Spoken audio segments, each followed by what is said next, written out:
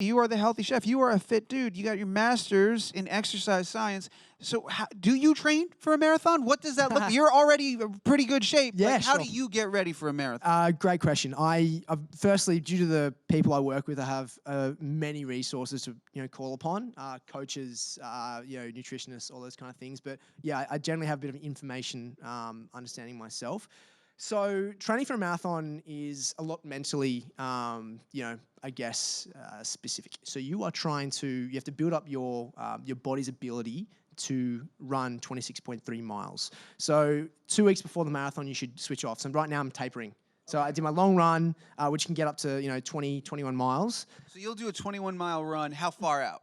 2.5 weeks out. 2.5 weeks out, 21 mile, and then you start tapering down? Exactly. So, but in that week, you do fast-paced stuff. So you do like a 10 by 800 meter sprints with a rest. And so you do all these, what they call anaerobic movements, so sprint or faster pace movements with rest, and then one long run a week that will challenge your body to put yourself in the position to run 2.5 hours or 3 hours. Like, you really, when you're running for that long, you're really getting to know yourself. And training's probably the hardest thing. I listen to my podcast. Yes, I do listen to my own podcast. And you listen to your own? Yeah, I do. I always do it to check with the team, like, oh, we missed this or that kind of stuff. Yeah. But I love my guests, so that's awesome. But yeah, you're on your own for 3 hours or whatever training. So that's the hardest thing. But I will say it is a really good way to get to know a city. So I've really understood, yeah. And with that, I've also got my food down pat, so I understand. So yeah, how's your diet change at this point? I've got a very clean diet in general. Flavor is the most important thing, so you can't, substitute tastiness.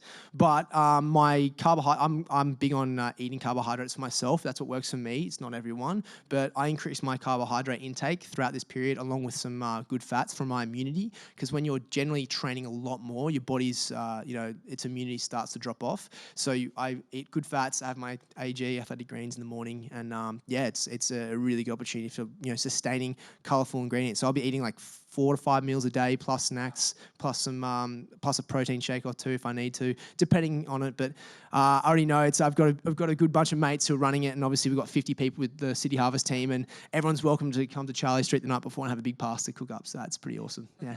Yeah, that's the fun thing too, right? Is that there's tons. So that huge team that you're the captain of, it's a bunch of chefs and a lot of people, a lot of restaurants are doing tie-ins. They're doing marathon drinks, marathon meals and stuff, and all of that's going to City Harvest. Yeah, it's pretty cool. Throughout this next month and also some for next month, we have a couple of the chefs. So myself.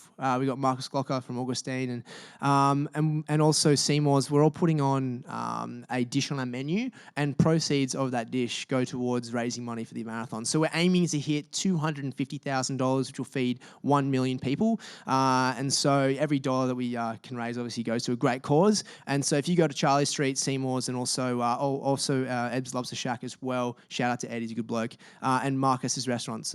It's an amazing opportunity for getting those dish, and you can find out more of that at cityharvest.org as well. And each of those dishes will donate some proceeds to charity.